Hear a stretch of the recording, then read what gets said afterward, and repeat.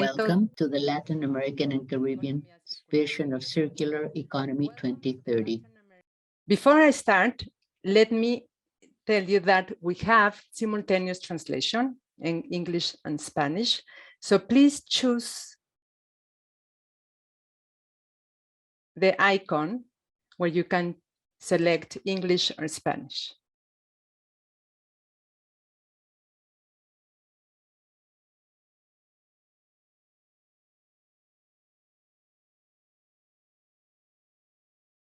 Yes, welcome to this event. Let me introduce myself. This is Adriana Zacarias, the United Nations Environment Program. What a pleasure to be leading this initiative, Global Opportunities for SDGs, and also to coordinate this event. On behalf of UNEP and all members of the coalition, we want to welcome you to this event. We're going to be showing preliminary results of the work we are doing in the region to define the circular economy vision for Latin America and the Caribbean, which are the unique characteristics of a region, opportunities, challenges, and progress being made in this transition. We want to have a dynamic session, a dialogue with all of you, and excellent panelists. So please write your questions in the chat. You can participate, you can make your comments. The first thing we want to ask you is to write and tell us where you are connecting from, your country.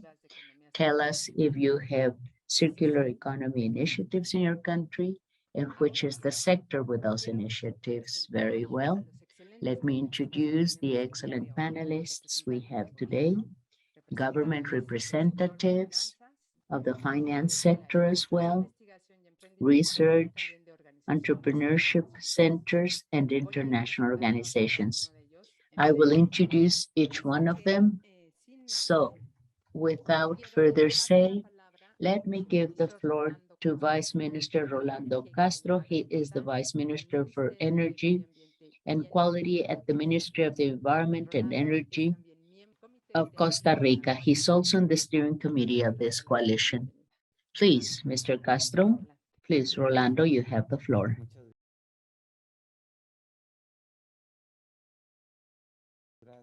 Thank you very much, Adriana. I want to say good morning to all of you, ladies and gentlemen, friends, distinguished panelists. For the Circular Economy Coalition of Latin America and the Caribbean, it is a great pleasure to coordinate this event in this very important forum. For Costa Rica, it's an honor to talk on behalf of the coalition. The Circular Economy Coalition for Latin America and the Caribbean responds to interests of initiatives existing in the region on circular economy, government, private sector, research centers, and other very important social stakeholders and actors. Also, multiple government initiatives from regional governments and international and regional bodies supporting this work in terms of innovation on circular economy. We believe it's very important for us to unite these efforts to generate greater impact. The main objectives of this coalition are to have a vision and regional perspective as well, with an integrated, holistic focus to be a platform of knowledge and tools, and also supporting transition towards a circular economy, but with an approach of circular way of thinking and seeing things. As I've said, this coalition is a regional platform for interministerial, multi-sectorial, and multi-stakeholder, multi-actor activities to increase knowledge and understanding on circular economy, to facilitate information and training and technical assistance for development of public policies of circular economy and sustainable consumption and production methods. This coalition is headed by a steering committee comprised of government representatives, high-ranking representatives, and this will be innovated with the passing of time. We started with Colombia, Costa Rica, Peru, and the Dominican Republic for this 2021-2022 period. And the coalition has 8 strategic partners. They are permanent partners.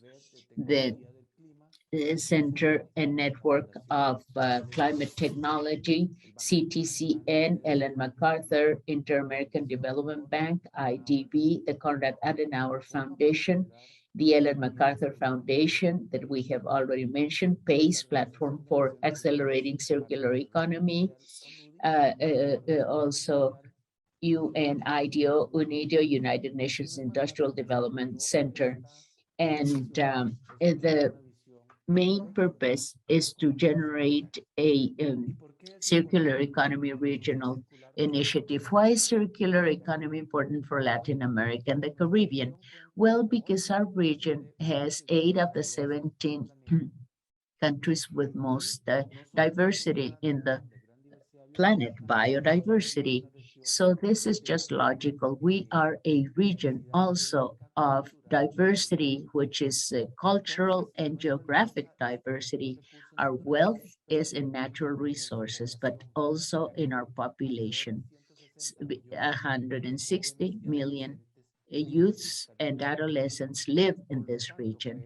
That is why we believe that for the Latin American Caribbean region, circular economy is a great opportunity for economic development, sustainable development, and creation of green jobs with high quality. And we also have great environmental social benefits for the countries of the region and for the economies of this region. We believe that through the circular economy, our region can go on to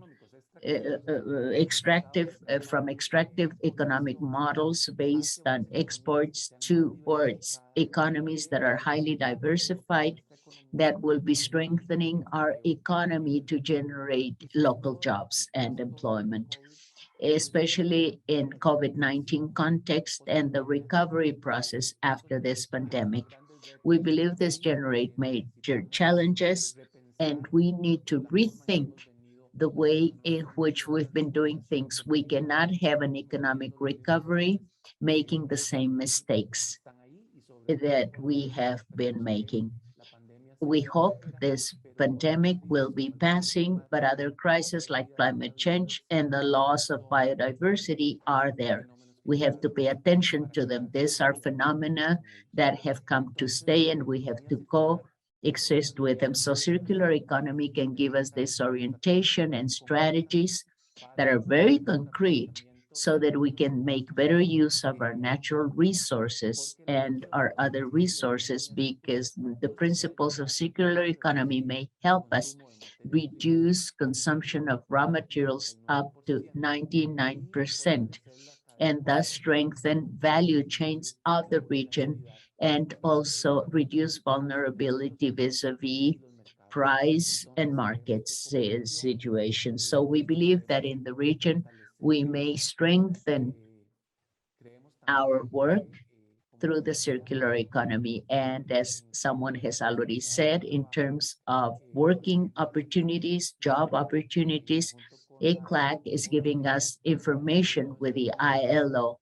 They have done studies showing that changes towards a circular economy have great potential to generate 4.8 million jobs for Latin America and the Caribbean in 2030, by 2030.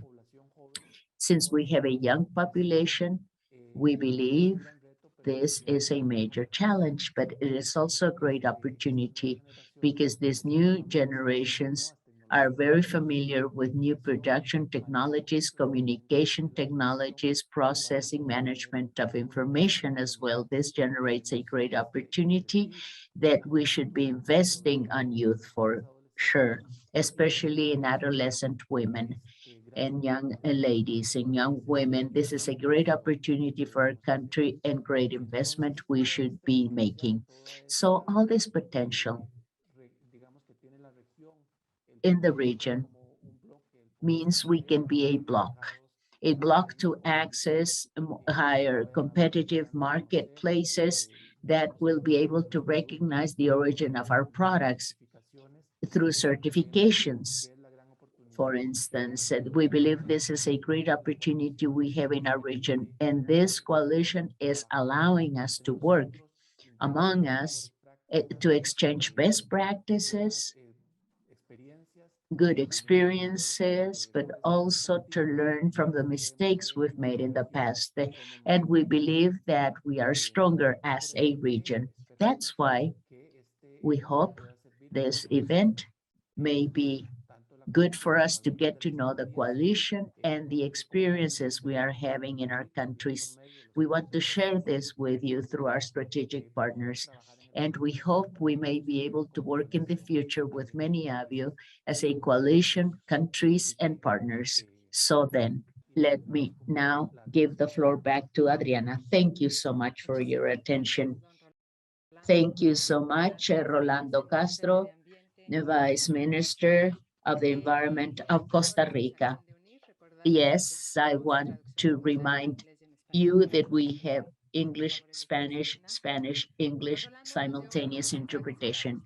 Rolando has given us key messages, the 8 strategic partners. We have the participation of countries, and the first mandate is to develop a common vision to generate a direction which is common to go into circular economies. He also spoke about benefits for sustainable inclusive growth and development. Thank you so much, Rolando. We welcome all the participants. We have Argentina, Brazil, Bolivia, Panama, Chile, Dominican Republic, and we have participants from other places, Egypt, Italy, Sweden, Spain, Canada, among other countries. Thank you so much, everyone, for being here in this event. Let us present the first flavor of our meeting. What are we doing? What are we developing in this circular economy vision? Let me share with you a video so that we can start.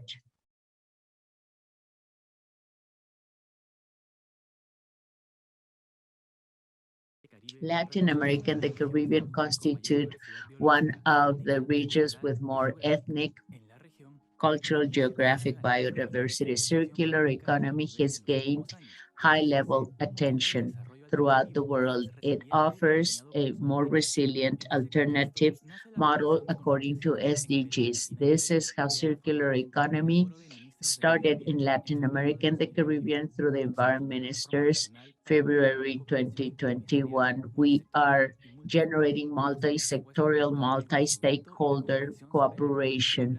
We want to work on circular economy for training sessions as well and technical assistance for circular economy public policies that are sustainable, a regional vision. Our vision is designed for Latin America and the Caribbean, taking into consideration cultural history and heritage of the region. We want to offer circular solutions with many challenges: climate change, loss of biodiversity, wastes and contamination and pollution, and the generation of jobs, to creating circular innovative opportunities to offer resilient recovery, generating natural ecosystem, maintaining everything for the generation of inclusive employment, leaving no one behind. We need to create alliances with companies for innovation and business models for this transition. All of us as consumers can assume social and circular innovation and strengthen financial entities so that we can turn circular economy into a reality. This is what we should do to create this. So join the Circular Economy Coalition.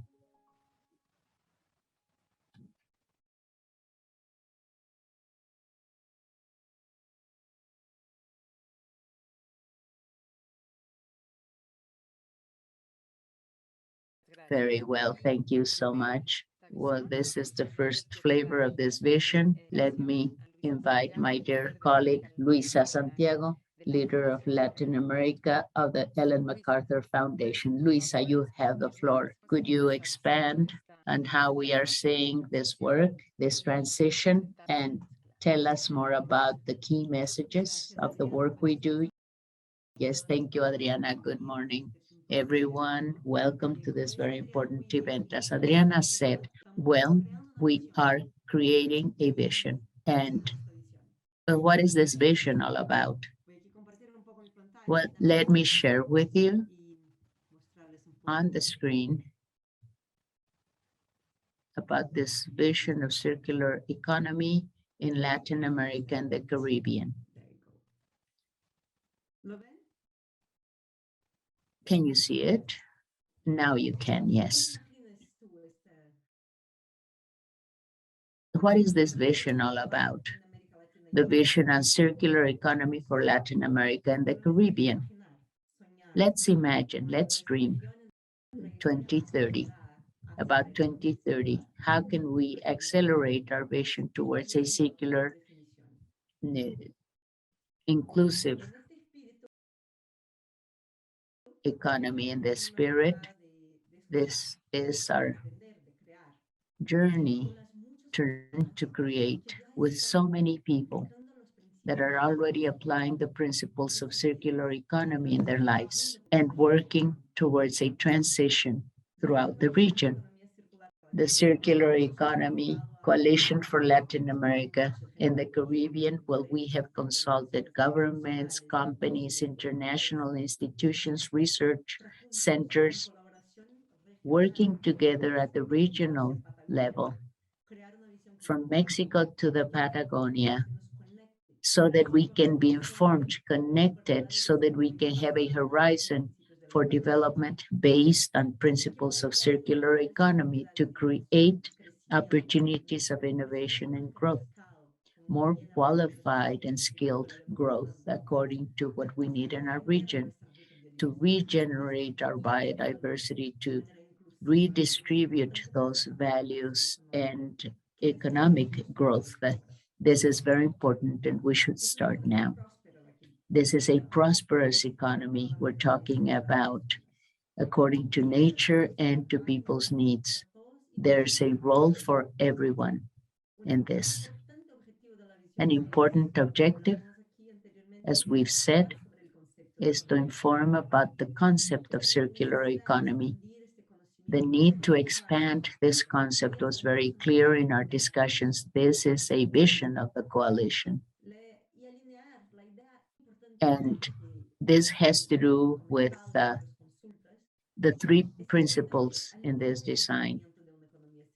And how can we understand circular economy? It's not just pollution and wastes. It has to do with systemic work according to different challenges that we have. This is based on three key principles: eliminating, as I've said, contamination and wastes, circulating materials being used, and regenerating life systems. This is exactly what we are doing in this coalition. This vision is the basis for the three main principles about this vision. This is an economy which has to do with materials to accelerate our work, to have better distribution of our economic growth with more diversity in many senses. And we're talking about an inclusive process by definition to create more resilient economies. What we have learned in our work is according to three different methods. We want you to be enthusiastic in participating in work in the following 3 months. The first item has to do with circular economy, with resilient economic recovery, offering systemic solutions to face major challenges like climate change, loss of biodiversity, and contamination, and favoring SDGs. Of course, the second one is the circular economy model gives us innovative opportunities for economic development for an effective and inclusive transformation in the region. This takes place in different manners. For instance, looking at the wealth of biodiversity as a comparative advantage. And this, of course, as I've said, it is a comparative advantage when we look at what is happening in the region. We also want to have prosperous value chains at the local level, maintaining products and used materials or materials in use. A lot of those products are being imported, and we know how this goes. But we want to create, however, not only production, but also local maintenance of value chains. This is very important for all of us. And we want to create inclusive jobs and develop skills and capacity based on creating new skills without leaving anyone behind. The third one, as policymakers, who are those policymakers? Who are the companies right at the forefront of this transition? But we also want other stakeholders to have a role to play in all of this. No one should be isolated. We want to have effective collaboration of stakeholders, of actors based on a common vision. This is the main challenge of this experience. This is the lesson we're learning because there's a specific role for everyone, but we all have to be on the same channel to get all the necessary benefits we can get. So in this document, we talk about the role of policymakers and governments of facilitators and companies as implementers and the financing organizations also playing a very important role, and the collaboration of everyone. This is of the utmost importance. Why the financiers? Because they have a role to play in circular economy, and everyone has a role. And of course, collaboration is very important, as I have said, not only domestic collaboration, but also international collaboration so that we can work together in circular economy programs. Well, a few months ago, we started working on this document, and we have a very special invitation to all actors in the region of Latin America and the Caribbean to look ahead, to create a direction, a common direction, and something that will be connecting us throughout the region. This is the first project, the first joint project of the coalition. We want to have your participation, the participation of actors of the entire region. So this is very important for all of us. We have to be connected. We have to make this possible and speed up our work so that by 2030, we can say we have implemented this very important project and document with great enthusiasm. Thank you so much, and I wish you great success in this very important forum. Thank you.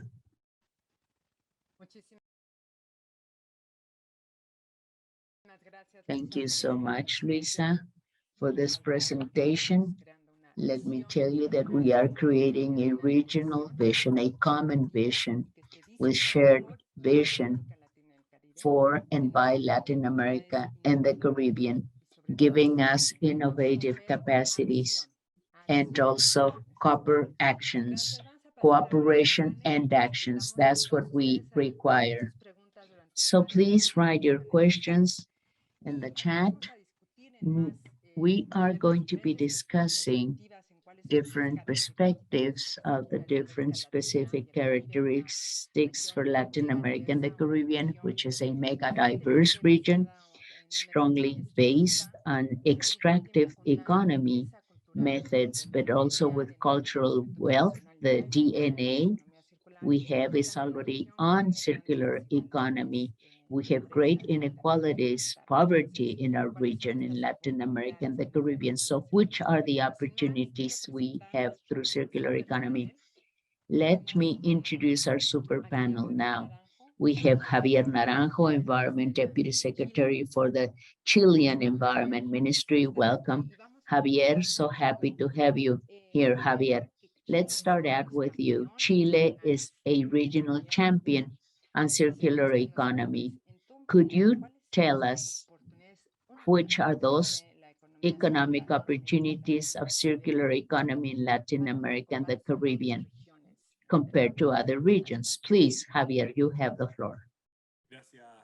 Thank you so much for your remarks and for honoring my country, saying that we are a champion on circular economy. Thank you. Let me start out by saying that for Latin America, organic wastes are a relevant problem. We have to follow other examples, for instance, of other developing countries and the use of metals and plastic. We have to work on this. Emerging countries like Chile, well, we've been working on this. Metal, inorganic, plastic, they represent a very high percentage of our wastes in this part of the world. So all of us in Latin America have to develop circular solutions for inorganic wastes. Well, we have foodstuffs and regenerative principles that are so important because this regeneration has a positive impact, and this has to do with circular economy. It's also fundamental to make sure that we have to have fair economic models. And in the Chilean case, we work on the roadmap of circular economy, emphasizing the establishment of the creation of 180,000 new jobs through this process. This has to do with regulations and responsibilities, quantitative goals for the inclusion of formal and informal jobs, especially the informal jobs, because this has to do with development. Innovation should be an important pole of development through innovations and through this type of models. We have so many things to say on this. New business models, for instance.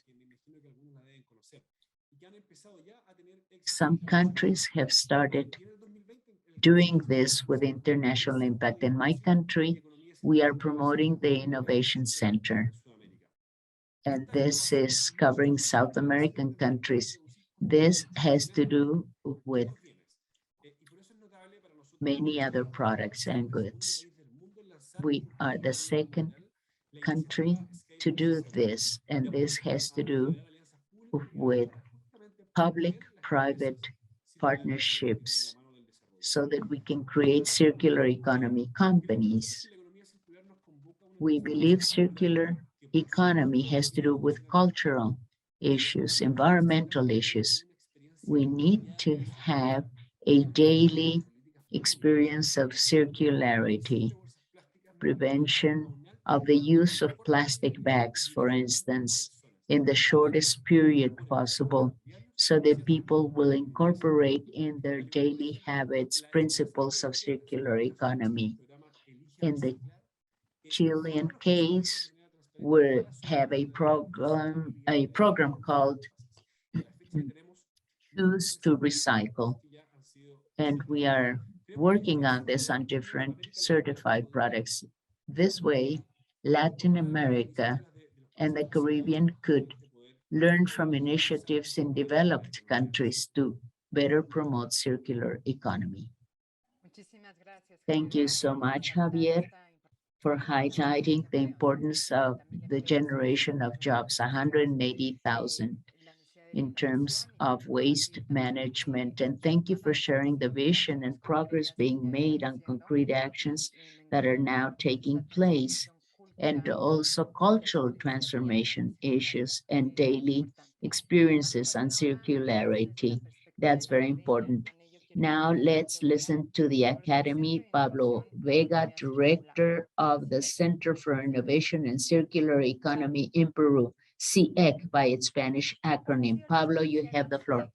Which is the experience of your center working with the private sector? How can we strengthen the private sector in progress being made in circular economy methods? And how can we have circular projects as a reality in our countries? The CIEC is the Center for Innovation and Circular Economy. We are a private entity in Peru, so we have a way of looking at things from the private sector level. Let me convey our experiences. First of all, if we understand unprecedented challenges, we have three major tsunamis that are technological, globalization with political impact in the region, and climate change would be the third one. And this has already been mentioned. Luisa Santiago of the Ellen MacArthur Foundation already mentioned it. Climate change, renewable energies, but the other 50%, we attack it through circular economy. That's why this conversation is so relevant. Second element of our experience in CIEC, we've started moving towards working with Chile, for instance, Colombia, and Mexico, and Ecuador. We are making two different analyses. One has to do with strategies, enabling conditions, and capacities and skills. On circular economy, there are three key elements for all our designs in each one of our territories, not even countries. We're talking about territories, local territories, cities, for instance. Latin America has strategic sectors. We cannot forget that. Strategic sectors that move the GDP of our economies, that move jobs and employment in our economies, and also move the offering of identity vis-a-vis the world. So if we escape one thing, we're going to be making mistakes. We will not understand where we are going to be shooting at. If we try to do too much, we're never going to accomplish anything. So we have to center on specific activities. We have to defend territories. This is a very important aspect. We have to stop talking about countries. We have to start talking about territories, cities, the complexity of territories in Latin America. Colombia has four Colombias, for instance. If you're working with the Paisas in Medellin, the people in Bogota, and we have so many Colombias in one Colombia as a country. In Peru, the same situation. We have Arequipa, Lima, and many regions of Peru. The second thing is understanding territorial complexity. If you cross sectors and territories, you start defining what to do. The third one is the multi-sectorial way of looking at things. So this is not only environmental. We cannot be blind. We cannot just see things at one angle. We have a complex structure we have to understand. And this is what we've been doing in the northern region. We took into account the strategic sector and the territory. What is happening in the north? In the north, we have energy, we have mines. We had to get together the mines and the logistics sector, the port sector and the logistics sector, as well as the tourism sector. When you unite those sectors and they start discussing and talking to each other, you have to talk about renewable energy, green hydrogen, and circular economy, in other words. So you have to get them together. And this is what I wanted to convey to you today. I think the Costa Rican Vice Minister just said that if we want to tackle competitive marketplace with sustainable offerings, we have to understand those markets, and the circular economy will be transformed in an enabling factor. But we have to do this We have to have the technological revolution with circular economy. That's the only way we can be competitive. And in the second participation I will be making, I will be telling you how we can speed up, how we can accelerate this territorial and multi-sector initiatives throughout Latin America and the Caribbean. Thank you, Pablo. Yes, it is very important to identify those strategic sectors and to work in the local governments, territories, and cities. And thank you for highlighting the important sectors like mining in our region of the world. And the fact the circular economy is not an environmental issue. It is many, many issues, economic, social issues, and we have to include those issues in our discussions. Let us go into the financing part. Luisa has already mentioned the key message, the importance to strengthen the financing part of all this. Yes, we have Maria Jose Naranjo, Vice President for Banco Dex Corporate Strategy from Colombia. Maria Jose, you have the floor. You have heard so many things, people saying that a major topic for sustainable development and also for circular economy has to do on how to speed up the financing part for this transition.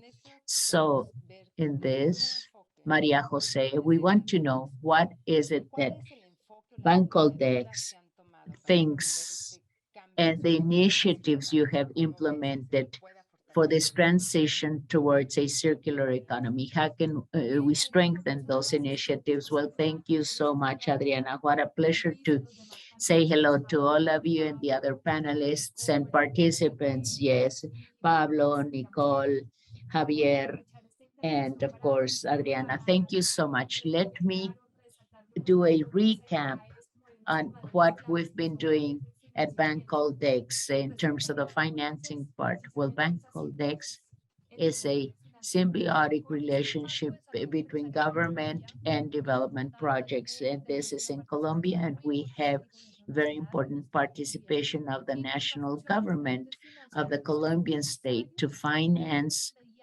small size, big size, and medium size entrepreneurs and business community with a very specific task regarding the environment and sustainable development above all. So we're part of country policies. Colombia in 2015 had committed in the Paris Accords a reduction of greenhouse effect gases of 20%, but we are reaching over 50%. So we are working on this very important environmental commitment. If we look at it at the strategic level, we have the Environment Ministry working on this, the Trade Tourism Ministries that are also working with Bancoldex. And we have a circular economy projects, many of them in the country. Many of you said this is not just environmental issues, but also economic and social issues for circularity to be financially beneficial for everyone and for it to be profitable for everyone. How can we innovate? How can we create value? And so that we have the circularity to generate different alternatives.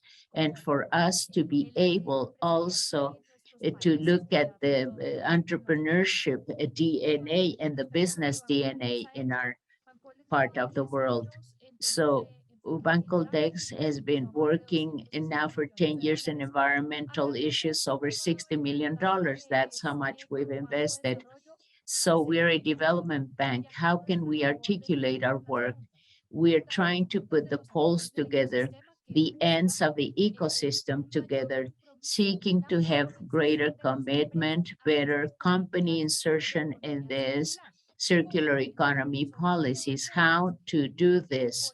Well, this is in a deliberate manner. From now on, we're trying to see circular economy as a strategic pillar of our sustainable development in our country through financing schemes of innovative products, lower rates, longer periods, and longer grace terms as well, so that we can have special loan under favorable conditions accompanying business success and productive success. That's first.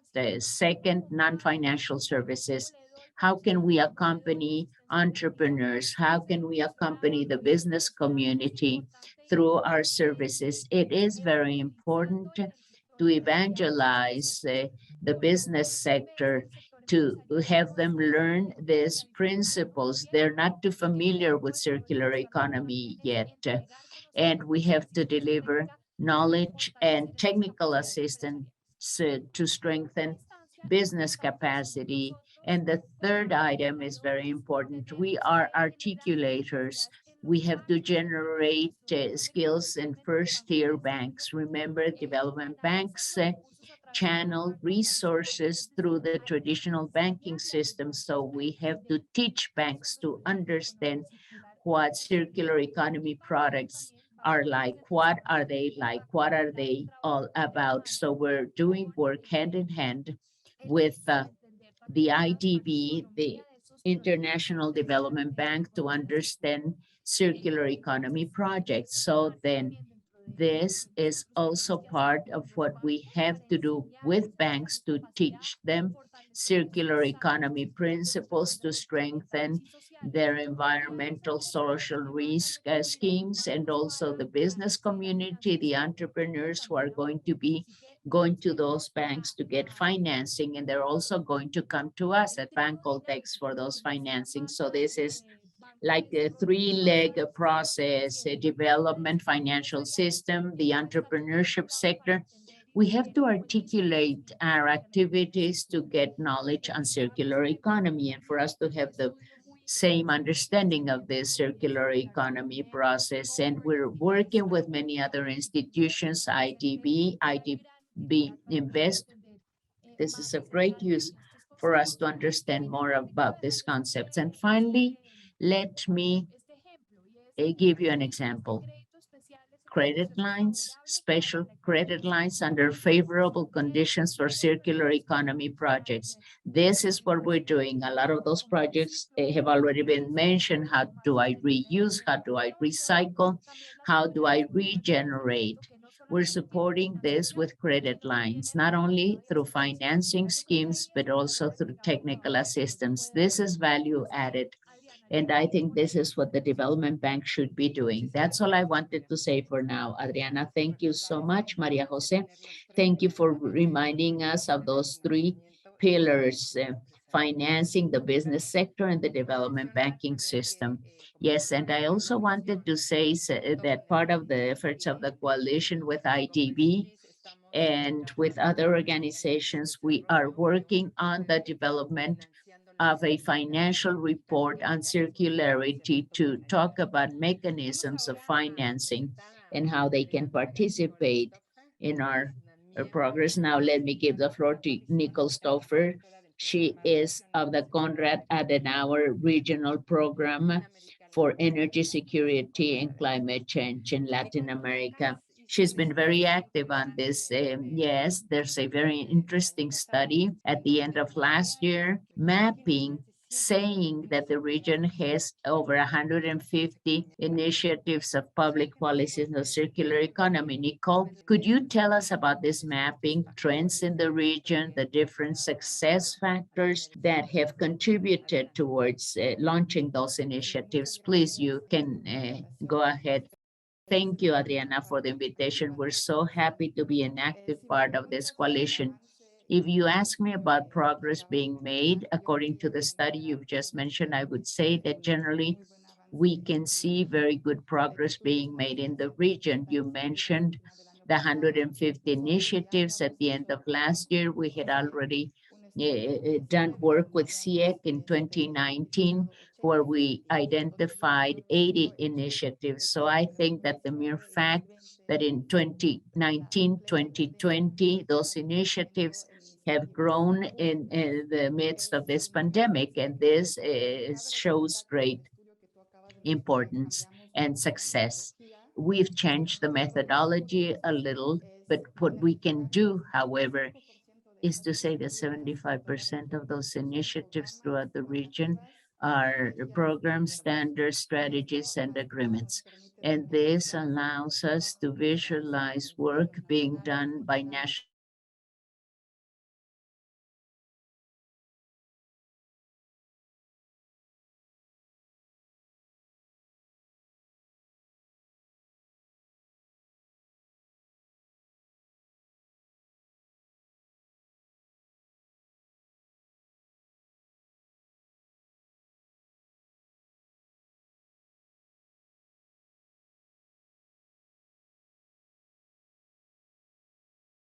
work. We have Brazil, Costa Rica, and Peru. We have other countries in the coalition that are working on this and making great progress. Well, a few years ago, no government would have mentioned circular economy in their public discourse. So I think there's important progress being made in this narrative, and this is quite a strong change. If you ask me about the key factors, and those initiatives or why were we able to move forward? This is political will that's increasing, and especially joint work between the public and private sectors. That is an approach which is multi-actor, multi-stakeholder, multi-sectorial, and this is something we're pushing in the coalition. But I think international policies have something to do. Well, for instance, debates, work of the ITB in Germany, we have a lot of those discussions and political debates and decisions that are being made according to those political debates. This has to do with participation in free trade agreements, in trade discussions, and this is readjustment in the search of circular economy, vendors, and many other stakeholders. I believe that what we have seen through those initiatives that we have identified in Latin America has to do with circular economy. This is still a niche topic, and many initiatives are focused on wastes, solid wastes and inorganic wastes. I think we should have more trainings so that we can have an articulation of circular economy and to put into practice the work done by different sectors, as already mentioned, to implement circular economy, not only articulating it or having a narrative on circular economy. We should have more participation with the private sector to continue moving forward on financing schemes and on the implementation of many other projects, as already mentioned here. Thank you, Nicole. Yes, there are so many things we want to share. We are running out of time. Thank you for allowing us to get to know the fact that this is a growing trend of the different projects and the participation of public-private initiatives. I want to motivate and invite all of you to write your questions. We are not going to have the time to answer each one of them, but we will be answering your questions in writing later on. We want to thank you, so please feel free to share your comments and your questions. Now, let us go on to a last round of questions. I will invite the panelists. Your answers no more than 1 minute, please. I know this is a major challenge, but 1 minute, no more than that, please, so that we can have a very circular and round vision of everything we're saying here today. Javier, we want to invite you once more. We know Chile has influence and has had a very important projects in circular economy, including circular economy and climate change strategies. You have the roadmap for this. I want to invite you, Javier. Could you share with us what would you advise countries that want to develop their circular economy roadmap? How can they start on this? How can they start including circular economy in the strategies to improve their climate change vision? Thank you so much, Adriana. I will try to be very brief. It's very difficult to do this in 1 minute, but I do think that the first advice is that we have to be ambitious, but we have to really take into account the information we have to be ambitious. Yes, the first thing is for us to understand for circular economy, you can eliminate traditional energy and you can you can substitute it with renewable energy, but you have to have what are the percentages, the 45% of CO2, for instance. That's why it's important for us to know exactly where we're at. So the circular economy partnership has to take into account the strategies that have to be very clear. Aluminum, plastic, and steel, among other things, we have to take those. We can have to know that we can produce 9.3 billion tons of CO2 a year. This is the equivalence I'm talking about. Another very good advice is that circular economy should be integral. It should be comprehensive with the participation of the private sector that should be informed and that should be getting this information. So as Maria Jose has already said, well, they are working at Bancoltex, and the participation of development banking system is very important in terms of innovating products and how can we reduce wastes, steel wastes and metal wastes, for instance. How can we repair this process? In the Chilean case, plastics in 2019, volunteer work we did to reduce the use of plastic containers. So the roadmap there, we have to start increasing the recycling. We've been increasing it up to 65%. So that's why these contributions are very important, and the national access, that's another important thing. This helps us reduce metal component in our products. 50% of the loss of biodiversity has to do with greenhouse effect gases. We have to be very careful. We're also working on regulations for fruit and produce processing industries. That's why it's important to have circular economy in different sectors.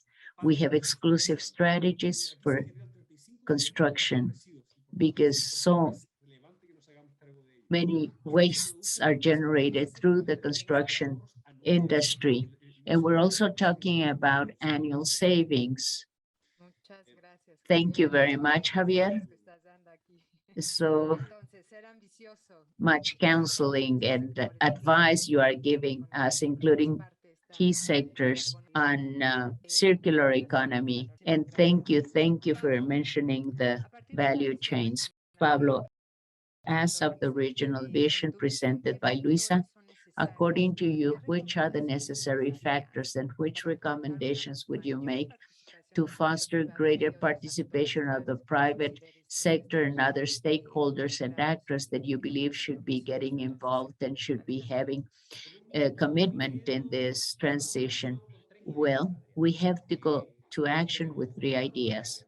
We have 4 drivers: public policies, financing, consumers, and the business community, the enterprises. Let me tell you how I see this. First, an idea we are posing in circularity projects in Latin America, South-South cooperation, and third, circular economy 4.0. If we think about circular schemes in Latin America, look at the 2020 October report in Chile and look at the report that just came out in January of the World Economic Forum. How can we speed up innovation and circular economy in the region? So then, central issues here.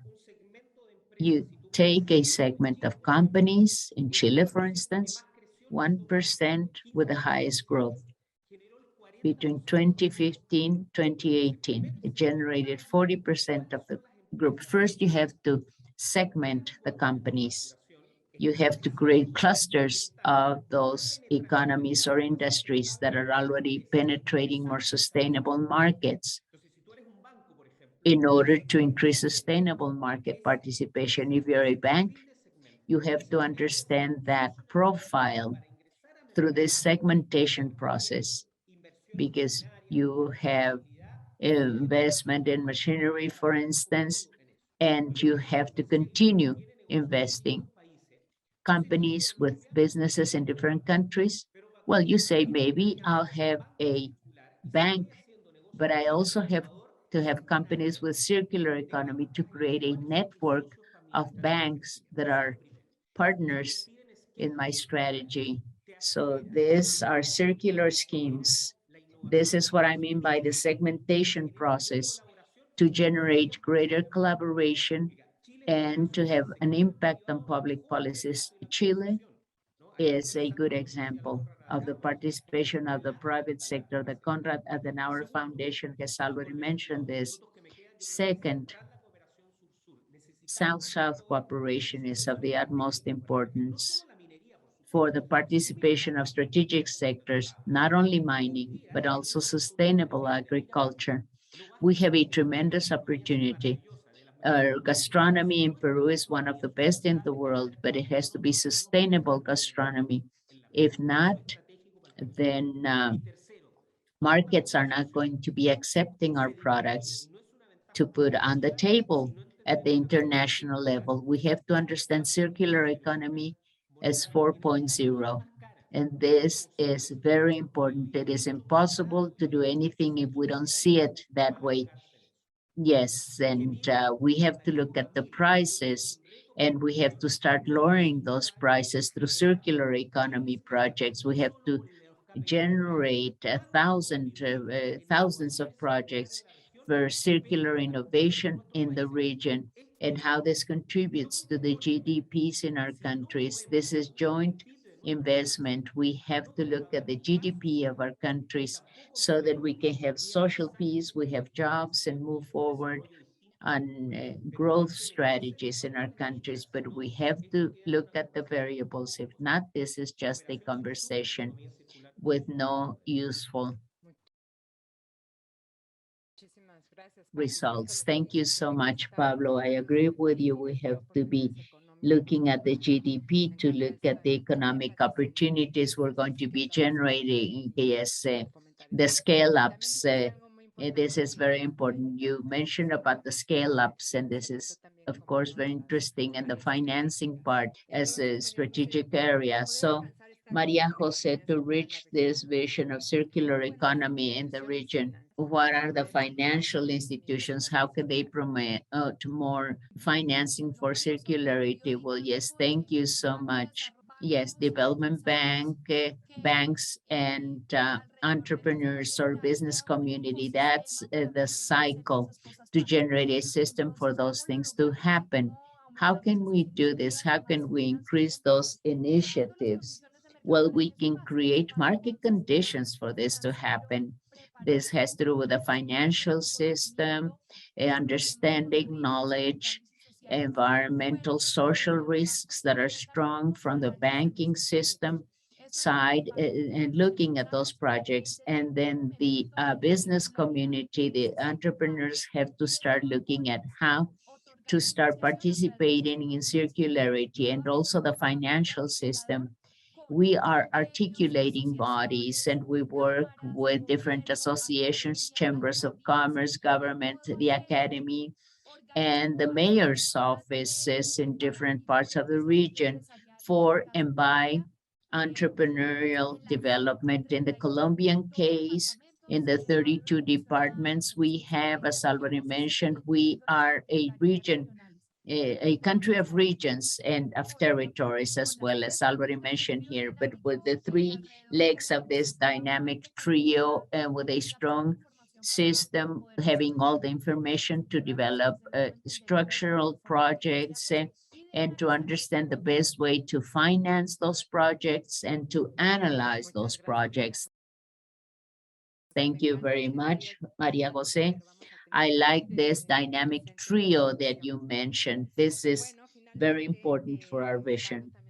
Well, finally, Pablo also mentioned in the previous round the importance of territories and local governments. I know that the Konrad Adenauer is working so much on this. I want to invite Nicole Stoffer to please tell us, how are you supporting local governments through CAS? And how can we strengthen training sessions and skills and capacity of local governments? Please, Nicole. Thank you very much, Adriana. I will try to be very brief. I think that before answering your questions, we have to realize that there's a role of local governments, and this is a crucial role, but also in terms of what we have seen in this dialogue today and what we are doing in the coalition, we have to understand that it's not local governments. We want to cover more circular region. We simply have to have different stakeholders and actors so that they can participate with their different roles, and this has to be collaborative work between the civil society, the different value chains, governments at all levels of our territories and countries and region. I think the local governments here are as vital as anyone else because they are the closest entities to the population. So they have to create awareness, that have to incentivize, and with their capacity for action, this can be done faster than at the national level. Of course, always looking to have cooperation and coordination. I think that through the coalition,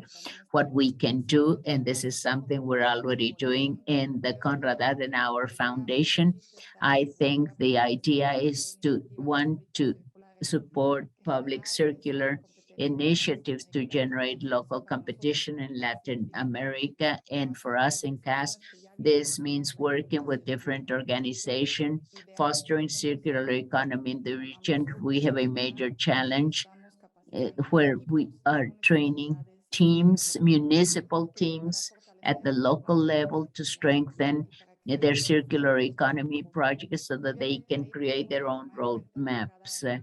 We realize that each municipality, each local government has its own characteristics and their own interests and initiatives. They're each very different from each other.